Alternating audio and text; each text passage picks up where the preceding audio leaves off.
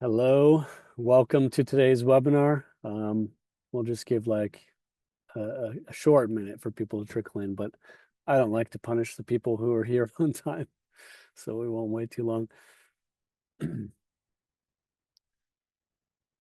All right, it's been a really interesting, well, every week, every day almost is interesting when we're talking about AI. Just earlier this week, OpenAI announced a code red a couple of years after, because of Google, a couple of years after Google announced a code red because of OpenAI. So things have really gone full circle here. And I can't decide if OpenAI is going to launch ads in the next week or if it's going to be sometime next year, because rumors are that they might be postponing their ad strategy due to the current competitive threat. But yeah. All right, we're at 1 minute past. I think people are trickling in here. Let's just get into the content, okay? So today we are going to talk about Google Ads in AI mode and AI overviews. That's a mouthful, so sometimes I call these things together AI surfaces. I think Google prefers the term AI experiences. And we'll also not only be talking about ads inside of those, but also ads next to, like above, below those experiences. And just to set a little expectation, I'm going to spend maybe the first third with some background context about why this is going on, what's happening, this idea about AI disrupting search, and then we'll get into deeper into this specific topic. And you know, if you think that this is going to be full of like detailed hacks on what you can do and stuff like that, that's unfortunately not the case, because no one knows that. If someone knows that, they are lying to you, because there's no performance data yet for ads in AI mode and AI overviews. And so this is actually impossible to know at the moment. But we're going to get into clearing up some facts, getting a grip on the information that is there, getting a grip on some of the technology in question, and I think it'll be informative in that way. So let's see here. Oops. Having a little technical difficulty. There we go. So quick word about us, about me. I'm Mike. I work at Smarter E-commerce as head of e-commerce insights. I've been doing this job for a few years now, and I've been at smec for nearly 10 years. And yeah, we work with e-commerce clients, brands, multi-brand retailers around the world, specifically on Google Ads. So this is our specialty, and we'd be glad to work with you too if you want to learn more. I'm not going to give you a big sales pitch, though. This is really informational.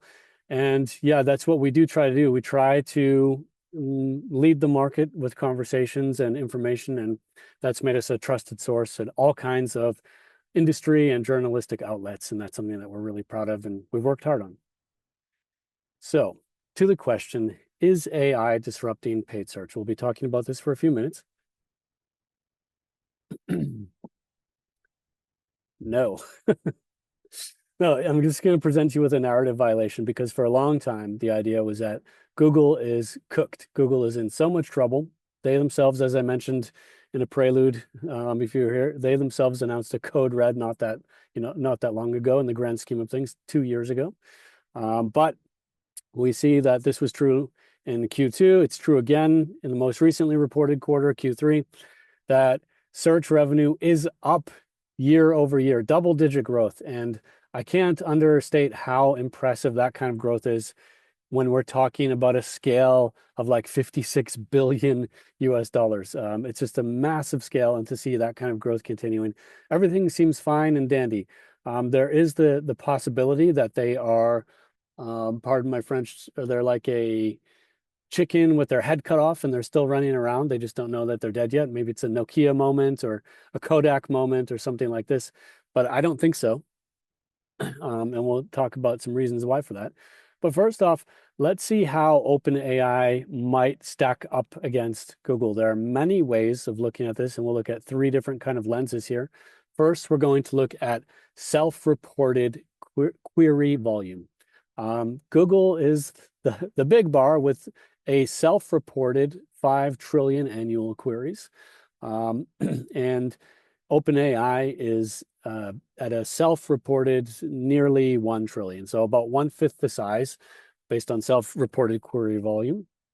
And that's very impressive, the scale that OpenAI has achieved. We don't know how these things are truly measured, if it's really apples to apples, a query, a prompt, are these really analogous to each other?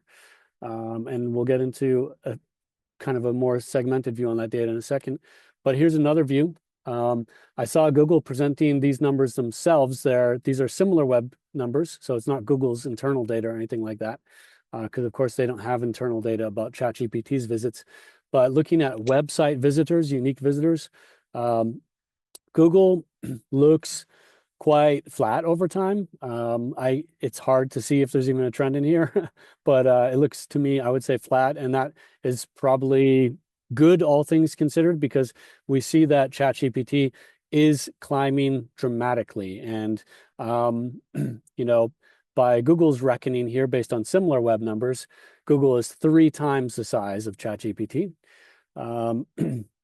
So, I mean, that's quite a substantial scale from ChatGPT, but as you see, it appears to be additive. It appears to be like not a zero-sum game, because you'd expect that if ChatGPT were really threatening Google's business, Google's volumes would start to decline, perhaps proportionally, perhaps not, but they'd start to decline somehow in relation to ChatGPT's, and that doesn't appear to be the case. So it seems like this is a both and decision for a lot of users, not an either or decision. I know for me personally, it's definitely a both and relationship. Don't know about you. You can let us know in the Q&A at the end. But then to get into a really more detailed view, because we talked about these 1 trillion annual queries that OpenAI reports. But these are prompts. They're not quite like searches, are they? They're a little bit different.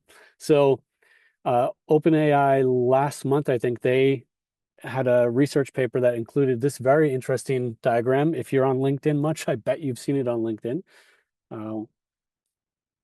But this red column in the middle is the Google-ish part of OpenAI, because actually people use OpenAI or ChatGPT for a lot of other things besides searching for information. You know, they use it for writing. They use it, which is a huge column over here, the pink one. They use it for practical guidance. That's probably something where YouTube might feel a bit more threatened. But when it comes to seeking information, which we think of as the classic Google use case, that's, you know, only 20%, a fifth. So we can think it's maybe a fifth of that 1 trillion annual volume. And then, since this is an e-commerce webinar, and we'll be getting further and further into e-commerce as we go, the number that interests me the most is this highlighted 2%. And that is when people are seeking information about purchasable products. So this is the part that's most comparable to like Google Shopping and all that kind of stuff. And we know that ChatGPT, as well as Google, as well as Amazon, they're all working on introducing AI assistants and agentic experiences into this whole shopping situation, because there's the belief that a lot of shopping could become supported by AI, replaced by AI, and at least the human role in that would be replaced or surrogated by AI. And we'll have a chart to look at that in a moment too. But the big question, I think, or a big question that comes up is, what does this mean for organic traffic? What does it mean for paid traffic? What's going to happen to click-through rates, click volumes, web traffic, all of this? And back in summer, Google on the corporate side insisted that AI is actually driving more queries and higher quality clicks. They didn't say more clicks, but they said better clicks. And they say that they still send billions of clicks to the web every day. So their kind of official party line is that everything's fine and nothing's happening. But if we look at, you know, this phenomenon, I'm sure you have seen charts like this many times before, and possibly even in your own Google Search Console. This gentleman here with the beard is Martin Splitt, and he's also kind of a senior Googler, but he's not someone on the corporate side. He's someone on the kind of dev, engineering, technical side. He's one of the big SEO nerds in Google's org. And he was up on stage at around the same time saying that this is real and that this is happening. And in the chart you see here, the impressions, the purple line, are going up, and the clicks, the blue line, are flat or going down.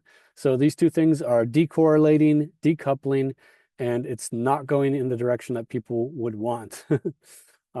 So that is very threatening to all kinds of publishers, blogs, affiliates, journalists, all kinds of stuff like this. Everything in that information seeking space. And the question is it relevant for e-commerce? So I've prepared data. This is a bit old now, but it's the freshest data I saw on this topic from eMarketer. And they say that e-commerce sites have avoided a material decline in organic search. So what we know so far is that AI overviews seem to be triggered way less frequently for commercial queries, but I do think that organic click-through rate, actually, I know that organic click-through rate is declining on e-commerce queries, retail queries, commercial queries. I know that Google knows this as well, and they just haven't said it yet. But at some point they'll get around to saying it, I'm sure. Whether they like it or not, they'll have to admit it at some point. But right now, if the query volume is rising and the click-through rate is in a stable state of decline, then it seems to be a wash at the moment. It seems, though, that there could be an increased dependence on paid ads in the future, though. And there's already a lot of paid dependence on paid Google ads that I see when I work with e-commerce businesses all the time. So this chart that I have here is kind of a framework for where we are and what might happen next. The white line there is the sort of what we know, the like Google search volume driving traffic to e-commerce websites. We're trying to acquire customers, at least make transactions, and it's governed by the metrics we all know and love or hate, like cost per click and stuff like that. Now that is probably going to start trending downward over time for a variety of reasons, not least of which is AI mode and Google's agentic shopping experiences that they want to bring to the table, as well as AI overviews too. So that's the golden line down there at the bottom. And if we take that and we think about AI shopping assistants, potentially agents, I think these are categories we could get into, but we don't need to right now. But this is stuff like in-chat purchases or a robot completing a purchase for you. And at that point, this relationship turns from customer acquisition into just order fulfillment. And the way that we will probably get billed on something like that, we see at least with ChatGPT that it would be a percentage commission kind of a billing model, rather than this cost per click advertising model. So we have to see where exactly this will go. I think what's really unclear about this is how high that level of adoption will get for AI shopping assistants and in what time period, because that changes what this curve looks like. If it's a high adoption and it's very fast, then this curve looks more like a brick wall and it's painful for everyone. It can be disruptive. If it's more gentle, a bit like what's pictured, or even more gentle than that, then it's very manageable and it just becomes a slow and natural change in the order of things. So let's talk a little bit about the future of paid search. And before we get into the main topic of this webinar, which is the topic of ads and AI overviews and AI mode, I just want to introduce you to some of the star players here, according to Google. They introduced earlier this year the so-called Power Pack, and this is a trinity of technologies. PMax, which we're all pretty familiar with by now, it's been around for a few years. AI Max for search campaigns, which I'd like to say an extra word about, and demand gen. They say that this is the AI campaign, technology trio that is the future of Google Ads. And we'll challenge that a little bit. Or push back on it gently, let's say, as we go. I think, yeah, we'll get there. But just really quick, I'm going to say the absolute least about demand gen because it's just not relevant to this presentation. And that's because you'll see that it's cross-network. It has Discover, it has YouTube, it has Gmail, Display, whatever, but it does not have search network. And so it is categorically not relevant to ads in AI overviews and ads in AI mode because these are part of Google Search Network. So we'll leave it at that for right now in the interest of time. PMax, I have hosted more webinars about PMax than I can count. I've published articles, LinkedIn posts. I wrote the state of PMax earlier this year. So I also think I've said enough words about PMax over the years, but I think that PMax does have a very strong value proposition in the context of ads in AI overviews and AI mode. So we'll get into that in a bit more detail. But as a reminder, this is a single unified buying channel for all of Google's networks. So it's really the ultimate cross-network campaign type. And in PMax's defense, because it was not popular when it launched, the product has really matured or ripened. And there's all kinds of transparency and controls that were simply not present 3 years ago or even 1 year ago. And so for that, I'm thankful toward what's been happening with PMax. And I think it's one of the technologies that I'm most convinced of in the context of AI advertising, but we'll get further into that. So last is the newest and least mature of these technologies, AI Max for search campaigns. In a nutshell, it seems that Google a couple years ago was evaluating the possibility of offering a migration or an upgrade of search campaigns into PMax campaigns. We know that PMax covers search network inventory. It covers shopping, of course, which is in the search network, but it also does RSAs, DSAs, and I'd say it's best known for its DSA-like technology with final URL expansion and features like that.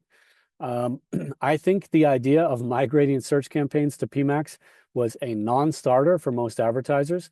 So what Google did was really smart. They flipped the script and they said, well, we'll bring those PMax features to search campaigns. So you can have your normal standard search campaign, and then you can layer on technology like the equivalent of final URL expansion, this keywordless matching, this new AI Max match type, and now you can make sure that you're covering as many queries as possible, and that you have like this landing page coverage and all these topics that we associate with DSA. So I think they could have called this anything. In fact, earlier it wasn't called AI Max for search till rather recently.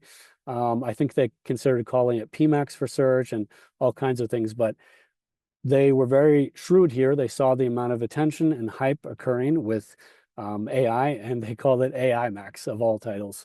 And I do think that it is somehow, you can get why it's relevant for AI, because as we'll see, one of the general arguments about ads and AI overviews and in AI mode is that users' queries are getting a lot longer, they're getting a lot more specific, and they're different than the kind of queries that we could target with keywords. And even I notice when I type in my own Google searches are very keywordy. I'll just type like, I don't type a sentence or anything like that. I type a couple of random words like shoes, blue, something. I don't know what. Shoe, blue, men's. And it doesn't really matter what order they're in. And it doesn't, like, Google is very good at figuring this out. But I've noticed that the AI overviews are very bad actually at handling this. They'll try to just make sense out of it in a way that's like it's like they try to rationalize the nonsense I typed in. But you have to remember that AI Max doesn't only apply to ads that are shown adjacent to or inside of AI experiences. AI Max applies to your entire search campaign. So it's actually much bigger than what is right now a pretty small story about ads in AI, because that's just barely rolling out in the US. It's not present yet in other countries in terms of in the AI experiences. So I think, yeah, this is a much bigger play. Google would have done this with or without ads in AIO or ads in AI mode. They were planning this for years anyway.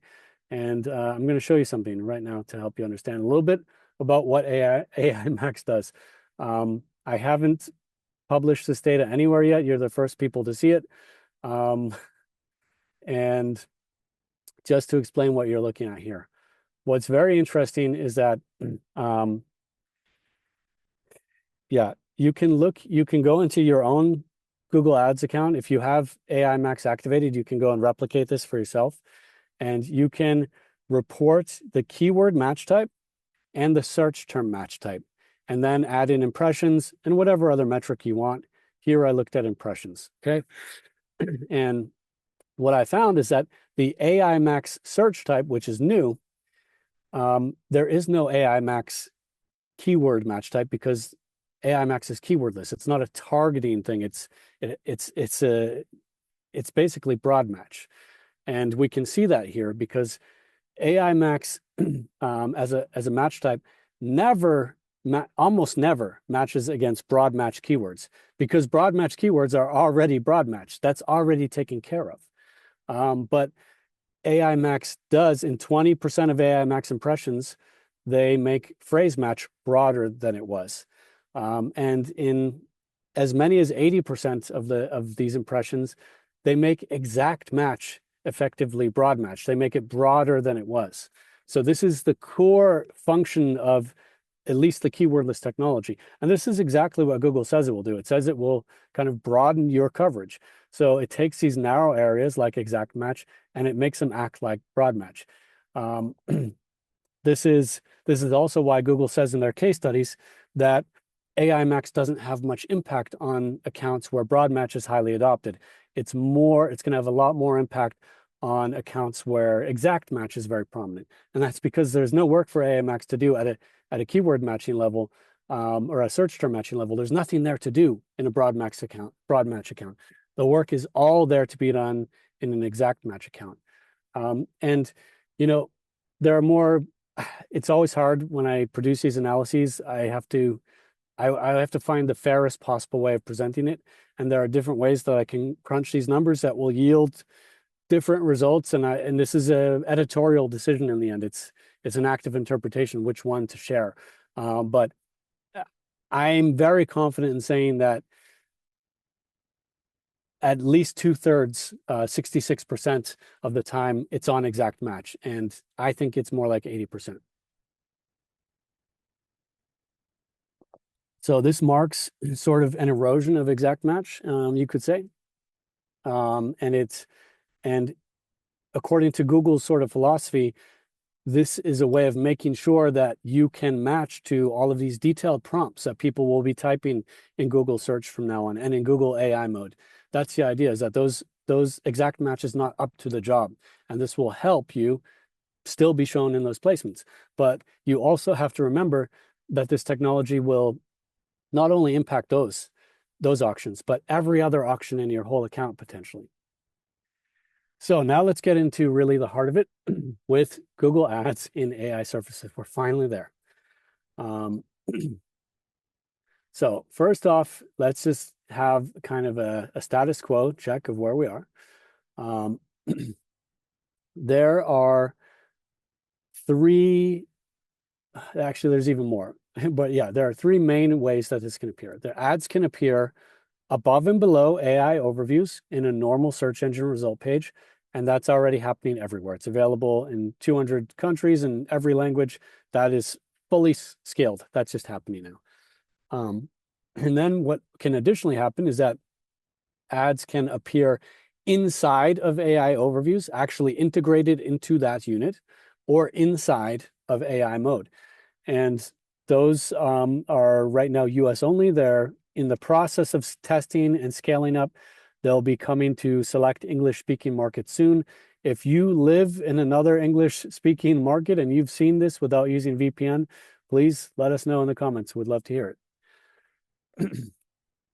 Oops. So again, this first one that's fully scaled, ads above and below AIO. I think this is going to be a sort of a leading experience. Will in the terms of that, I expect things will function very similarly, at least at first, inside of AI mode as they do in AIO. So I think that this gives us a preview of coming attractions, if that makes sense. So, you know, we can see that this is possible to be served with search campaigns, shopping, PMax, and also app campaigns. This is rarely discussed, and that there are a multitude of formats, not only text ads and shopping ads, but also local ads and app ads, and it's across all devices. So this is quite a lot of flexibility in terms of how these things will be served and which formats will be served. And that's the kind of flexibility that we can expect to come to AI mode in the future as well. And I think even this is still just scratching the surface of what will come. So ads within AI overviews, as I said, this is live in the US, other English markets coming soon. And the important caveats here is that you can use this with any keywordless technology or broad match. So a search campaign, for example, you need to have that broad match keyword or have AI Max activated. And in principle, since AI Max can, as we saw earlier, it can act upon any other keyword match type, AI Max is definitely the most expansive way to do this. Shopping is keywordless. So this also works on classic shopping ads. This has been the case for years or since shopping existed, that Google, they look at the query, they look at your products, and they do the matching. There's only negative keyword targeting. There's no positive keyword targeting. Then Performance Max, of course, is also keywordless. So it works on this keywordless and broad thing. That is what you need. And right now, it's limited in terms of devices, and it's limited in terms of ad formats. And guess what? This is exactly the same between ads and AI overviews and AI mode, except that it seems like ads and AI mode are even more preliminary testing. It's not scaled quite as much yet. But there's really, at that point, no difference here. Here I've just created a table so you can look at it. Just show this is the current status quo. It's subject to change, but this is still accurate to the best of my knowledge. Again, if you know of any geographies or markets where this is occurring besides the US, I'd love to hear about that. But as far as I know, this table captures all of it. So you'll get the slides afterwards and you can review this if you like. So here's the thing. Ads within AI overviews. How does it happen? What triggers this?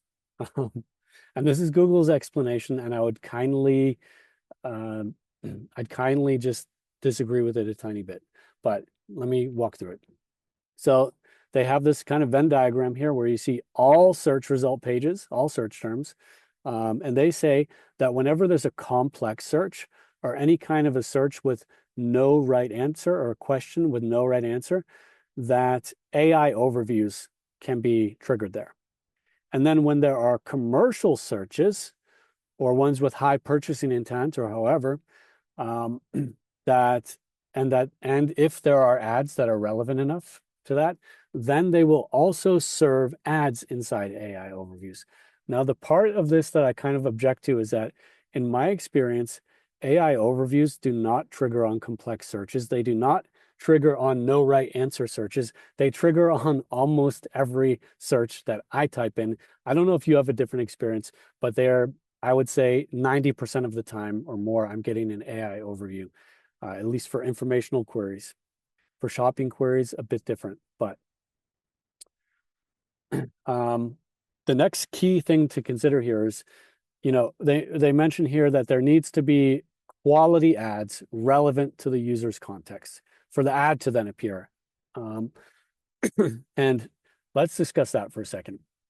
What we're used to is kind of this relevance triangle between your landing page, the keyword or the query, and the ad. These things, like, they all need to match each other. And this gets reflected in like a good quality score. Bid is in there too, of course. And this is how Google will decide to serve your ad. And now Google is saying that you need to have a winning bid or a sufficient bid. You need to have additionally an ad that is relevant to the query and it also needs to be relevant to the AI content. And this is quite interesting because, as you know, I've added in the AI content here as a fourth point, and um, you can see that the number, there's not just one more arrow on here, like the number of directions in which everything, all the relevance needs to be assured, actually multiplies a bit more than that. And I also find this interesting because the AI content is it's a black box, it's non-deterministic, it might be different every single time, or Google might cache it and serve some AI content over and over again if there's enough volume. I've seen them do that with AIO. They might do it with AI mode as well. I don't know. But the other thing is that we're moving away from keywords and search terms and more towards queries and prompts. I see varying stats also from Google on this. I've seen Google say that search terms are becoming 2.5 times longer. I've seen them saying that they're becoming like 5 times longer. I've seen all kinds of stats about this. But what's clear is that they're becoming longer, more detailed. And this does present somehow a matching challenge, I think, not only for advertisers, but also for Google. I think this takes a lot of teamwork. Actually, maybe we can just talk about that right now. In order to kind of win in this scenario, I just think there needs to be more data than ever, because if we assume that someone has written a very complicated shopping query, or they've gotten into a complicated point in the conversation with AI mode, there's going to be a lot of attributes at play here, potentially. And, you know, just imagine a very specific thing that you're looking for, and you've really, this is the kind of work that used to live on an e-commerce landing page, applying filters, or you know, you can stack filters, or you can scroll through options and add things to your basket for comparison. That kind of experience is the AI is taking the burden off the human there. The human doesn't have to click filters. The human doesn't have to add things to the basket. The AI, they're chatting, they're conversing, the human and the AI, and the AI is handling that context and producing relevant options. And so I'm highlighting some old school advice from Google here, which is that providing structured data on web pages and through your merchant feed maximizes your eligibility to experiences, including maybe AI experiences, and it helps Google understand your data. Some experiences combine data from both your website and Google Merchant Center if both are available. And I really think that this is the direction that we will go. Like, we know that that Merchant Center can, like, that Google can crawl your landing pages for the purpose of DSA, that Merchant Center can crawl your landing pages for the purpose of discovering new products for your feed and stuff like that. And I think that these things are going to merge together so that AI will really be trying to understand your website content as much as possible. So that needs to be in tip-top shape. And your feed needs to have as much data in there as possible.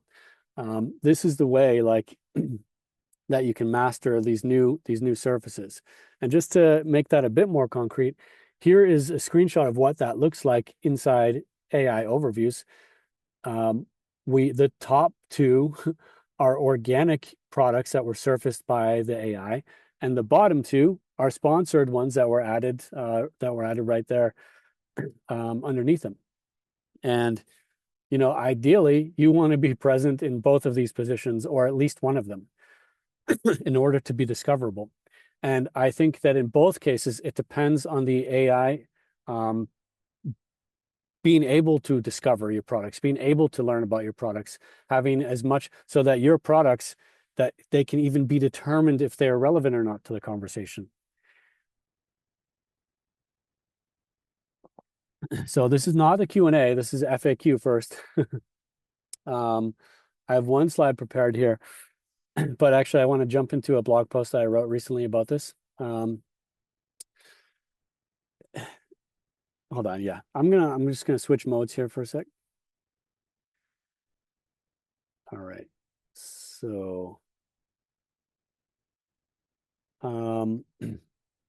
this is an article that I wrote where I answered, I think, like 15 different questions for about ads in AI mode and AI overviews. So I just want to mention, go check that out. I think you'll answer a lot of questions. A lot of times I've pulled information from Google's documentation and I've just put an independent view on it and stuff like that. But I mean, some of the most often asked questions: can I target ads to only serve inside of AI surfaces? No, there's no targeting control for this. And the opposite of that, can I opt out of serving ads in AI surfaces? No, there is no targeting control for this, okay? If you have a shopping campaign active, or a PMax campaign active, or if you're using a search campaign with either broad match or AI max, then as of today, you can and will appear in these different experiences, and this will scale up over time. So that's the most fundamental thing. Everyone is in this automatically, and it's probably happened to you already. But will you know about it? Absolutely not. Are there performance insights regarding ads and AI services?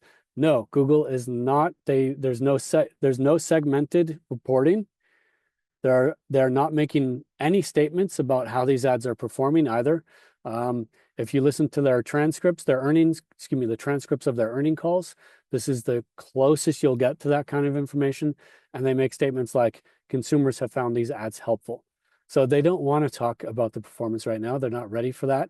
And it's because it's very high risk for Google, because Wall Street is watching, everyone is watching. The minute that they do make a statement about this, it will be in the Wall Street Journal. It will be wherever else. So they're approaching this very conservatively. And that's not a judgmental statement. That's the way it is. They're a publicly traded company. They actually have a duty to their shareholders to be careful about how they communicate. So whatever. This one I think is very interesting. Will I see search term data for AI surfaces? And my understanding is yes, you absolutely will. But my caution about that is that if indeed these terms, these prompts are, two or three times longer or more than traditional ones, that tells me something. That tells me that they are long tail, and that they're very unique and they're not being searched often. Maybe slightly different variants of them are searched, but this means that that they will not have enough monthly aggregated volume that Google will report them in search terms. They'll show up as hidden search terms. So I think an expectation of mine is that yes, prompts and AI mode, all this stuff should pop up in your search term report in principle, but it's probably going to be hidden due to privacy thresholds. I want to talk about one more thing here. Where do I have it? I'll just tell you about it. I told you, I said before, I think PMax is going to have an advantage in this whole picture, and I still feel that way.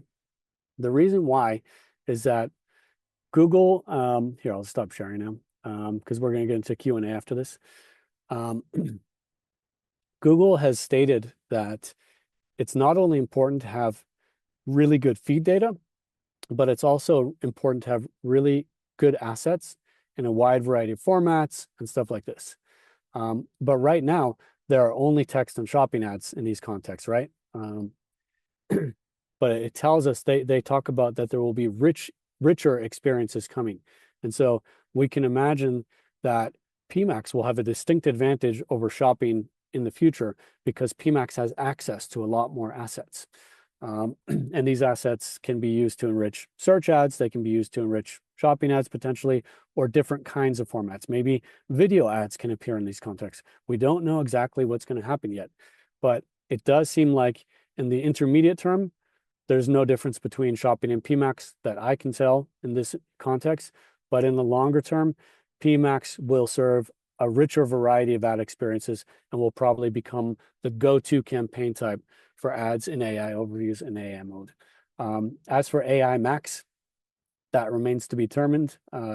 I personally think that dynamic search ads are very likely to receive a sunset in the next year, and that we'll be talking about AI Max inside of search campaigns a lot more in a year from now. Right now, I think it's in about 15% of accounts. But Anyway, that's really the material I wanted to cover with you, so we can open up for Q&A. I have 20 minutes. Let's see if some questions are coming through. 3 questions in here so far. As an agency, we've tested AI Max in several accounts. In some cases, we see decent performance, but what's striking is that the search terms often match keywords already in the account. So do these generate additional, so these do generate additional volume. Turning off AI Max does, however, cause the volume to drop. Could this depend on the user's intent, which AI Max is often better at predicting? Yeah, I don't, as I said, I think it's quite possible for the search terms to match other keywords. I mean, yeah, boy, this gets a bit off topic because we can have a whole webinar about AI Max there, and where we can explain that the ranking and stuff like that. But yeah, I don't really see why turning off AI Max would cause.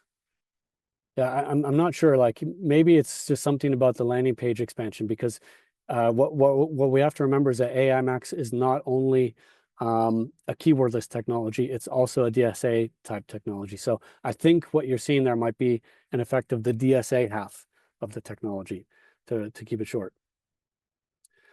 I'm going to try this. Maybe I should try this answer live button. I think I should put the question up on the screen for you guys. Not sure what it does. Maybe you're seeing it. I don't see it. Is there any difference between accessing search ad inventory in AI overviews or AI mode through broad match versus AI Max, strictly in the sense of performance? Well, I cannot tell you in a sense of performance about AI overviews and AI mode, because there are no performance details available. So that's impossible to answer. I do think that there could be a difference in the performance of broad match and AI Max, but that requires analysis, and it's still early days for AI Max. Even the analysis I showed you earlier was based only on 1 million impressions. It's hard to definitively answer these questions yet, but it's something that I'll be watching and publishing about as in the course of next year. Yeah, okay, hold on. They're right. Sorry, there was a follow-up question. Do you think that broad match or AI Max will have performance differences in AI search? I think that they should function rather comparably, just to get more to the point. I think the thing that will be different here is people who are experimenting with smart bidding exploration, where you can allow Google to miss your ROAS target by a certain percent in the sake of, or in the interest of, pursuing queries where it's just not sure about them. I think that smart bidding exploration is another way to pursue AI traffic, but again, it will apply to the entire account. And that's something where I would definitely expect the performance to not be as good. By the way, something I meant to mention from the FAQ before about reporting. There's one possible reporting thing, which is that we do know that ads in AI mode and ads in AI overviews are considered top ads. So you could potentially look for volume changes or performance changes in your top ads that might become relevant in the future. Is there any reason to have AI Max? Isn't DSA plus PMax plus broad match search campaigns covering it all? Isn't it just corporate marketing from Google?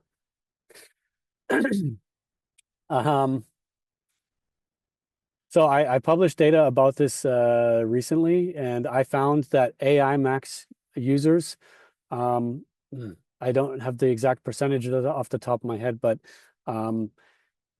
like they're very frequently using DSA. They're also very frequently using PMax, and I think 48% of the time they're using all three.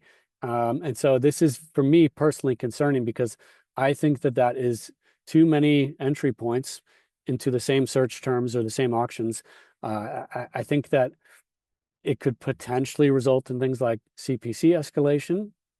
I think it certainly is just kind of confusing and not very hygienic from an account management perspective. Um, but boy, I have a couple of really great resources from Google that really point by point compare AI Max, DSA, PMax, and Broad Match. But I just don't know if I have permission to share them right now. And I'm actually meeting with Google's product team on this topic tomorrow. No, I don't think it's just corporate marketing. I expect like right. So here, hold on. I was really excited about AI Max at the start.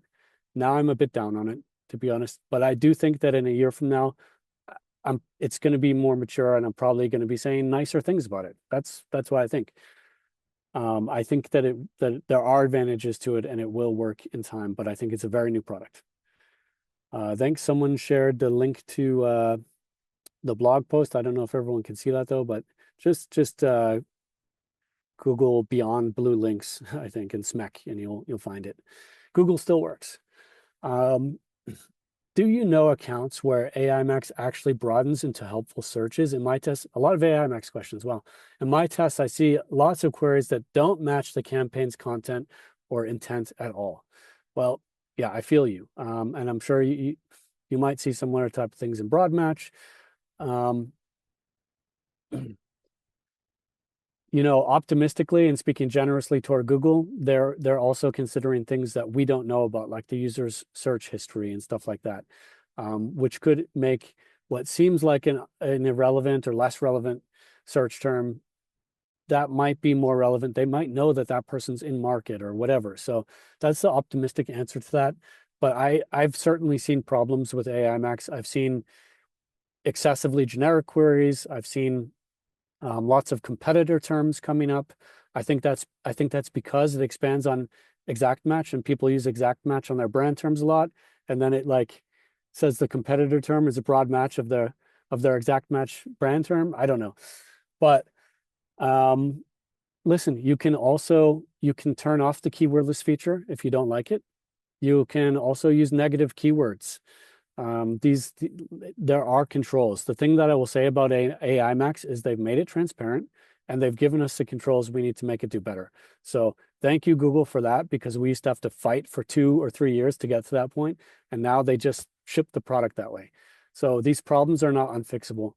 And I have the feeling that AI Max is here to stay, and we're going to have to learn to live with it. But are there any connections between smart bidding exploration feature and participation in AI overview auctions? No, as of right now, there's no connection. Google has suggested that smart bidding exploration might be useful for making sure that you appear in these kind of queries, but there's no direct connection. It's not required or anything like that. So no. Let's assume I have the same keyword set to both broad and exact match. Now imagine a user searches for this exact keyword and Google responds with an AI overview. Only the broad match keyword is eligible for AI overviews, but the exact match keyword has higher priority. What do you think? Will my ad appear in the AI overview? I love questions like this.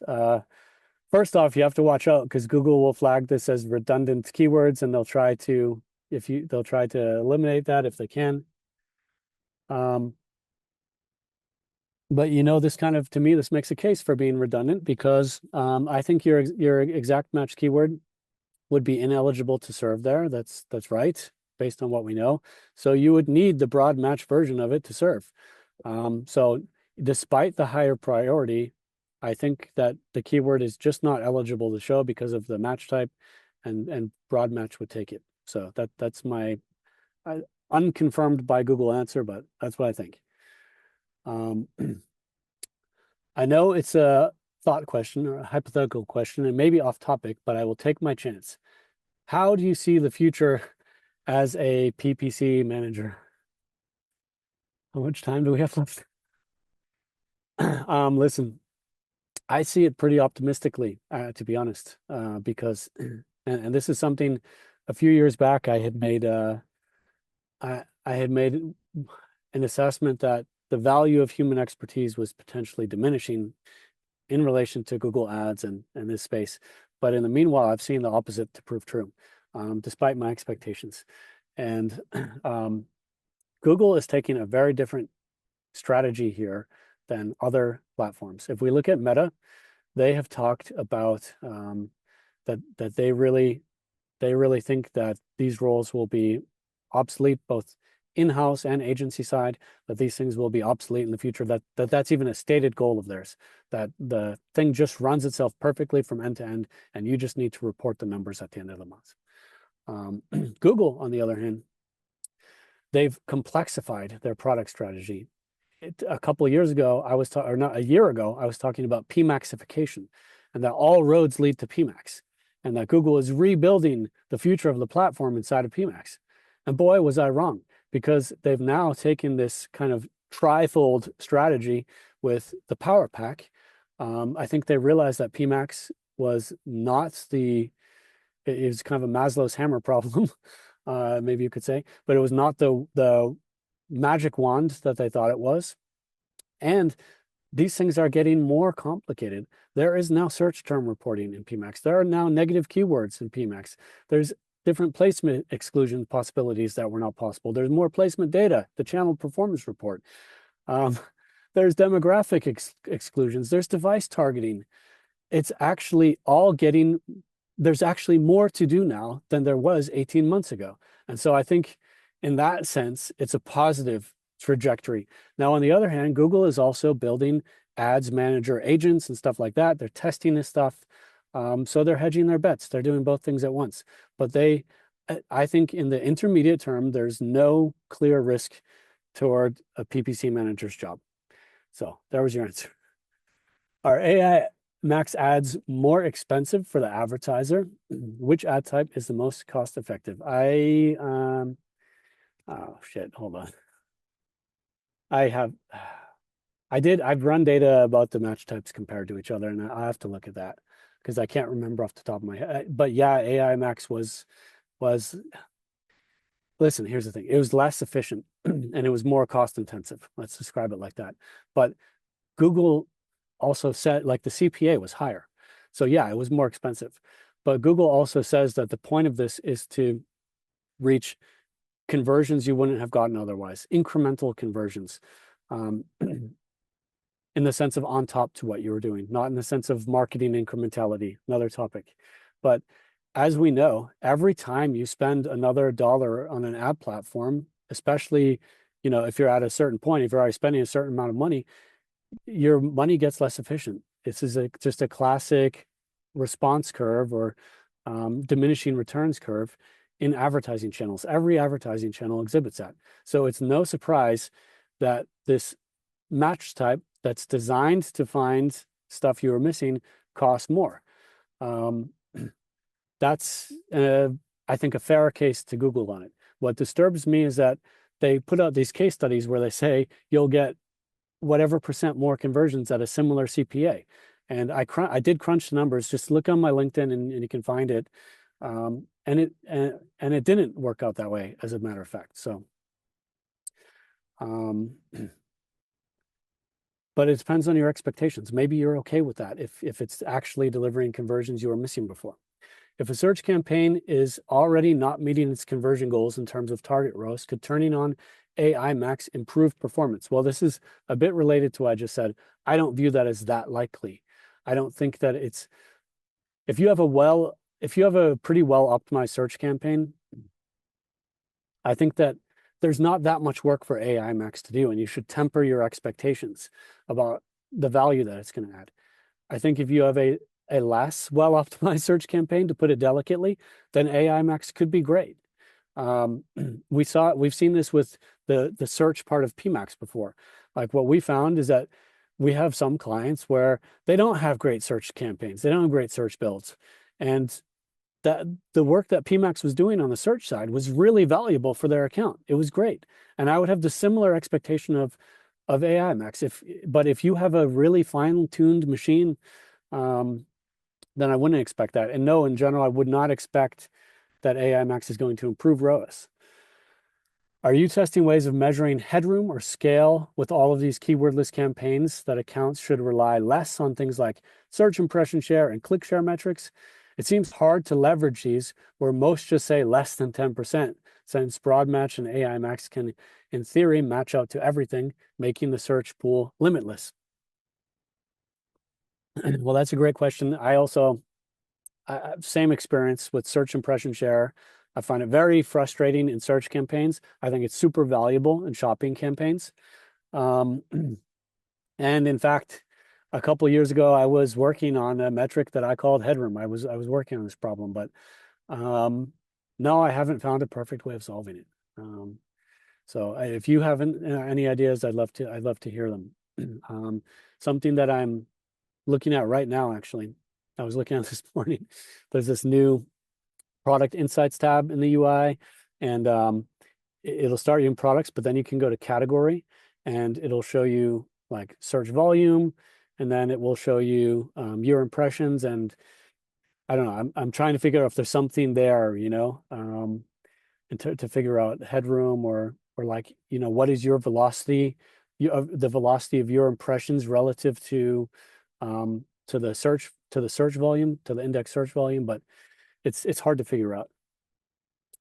Um, well, I'm going to name names here. It's my friend Niels Riemann. Google promised us a new URL parameter gives you greater visibility into search terms across all match types, so you can optimize your landing pages in real time and maintain detailed tracking as you expand your targeting. Do you have any experiences with this? Hold on, this feels like word soup what I just read.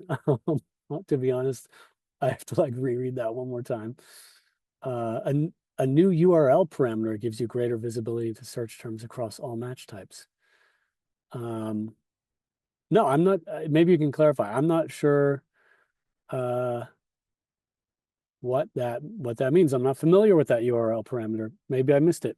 I'm gonna have to put that one in my bookmarks tab to search that for that later and find out more.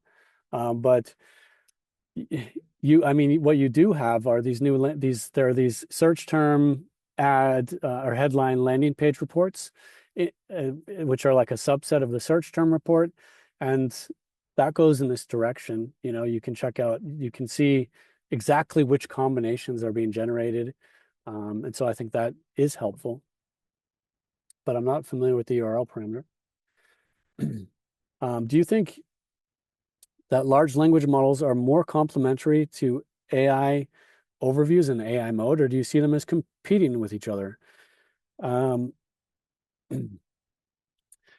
well, I think that ChatGPT, it's certainly theoretically a competitor, but as we saw, like with the website visitors thing, the data from SimilarWeb, it seems like it's a both and question, as I mentioned.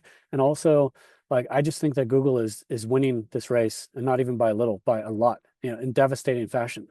Because if agentic works, they're a benefit of agentic. I've seen their agentic commerce roadmap. They have a lot planned there. If AI shopping assistants work, they benefit from that. Like they're benefiting from all of these technologies. So it's not like the case of like, Kodak failed because they thought digital was a joke. But if Kodak had had a serious digital arm, um, in addition to their classic analog film arm, then they would have ridden the wave and they could have managed it. And I just think Google is in a very solid position here. So I'm not worried. I don't lose any sleep over Google. They're fine. Um, hold on. We're just about out of time. Maybe there's one more. There's some more questions here. Synthetic keywords, Niels meant. I'll have to follow up with you, Niels. Um,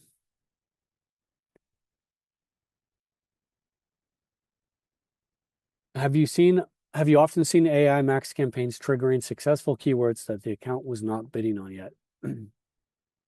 I mean, yeah, there's for sure, it's for sure going to capture some, particularly if you're not already using broad match. Yeah, that's definitely the case. But I think in my experience, it's a very mixed bag right now, and it needs negative keywording. You need to probably turn off opt out of search partner network. I've seen it scale drastically into search partner network. You need to watch what's going on with your brand, competitor brands. But I'm not saying that the technology doesn't work at all. I think it absolutely does find and like even when it bids on on the competitor terms, like I looked at one of these accounts and it delivered a bunch of new volume and the volume was performing great and it all made sense why it did it, except that it's a competitor's brand term and the person wasn't bidding on the competitor's brand term on purpose. They had a strategic reason to not do that. They don't want to trigger a bidding war. They don't want the competitor bidding on their brand terms. So it was disturbing the peace, you know what I mean? And that's the type of thing that concerns me. But it was the stuff that it was doing made sense. It's just the AI is not strategic. That's the only thing. But with that, we're at the hour sharp, and I do have to jump. So thank you so much for your time and your engagement with the questions. I really appreciate it. I hope my answers made sense and helped you at all. Thank you.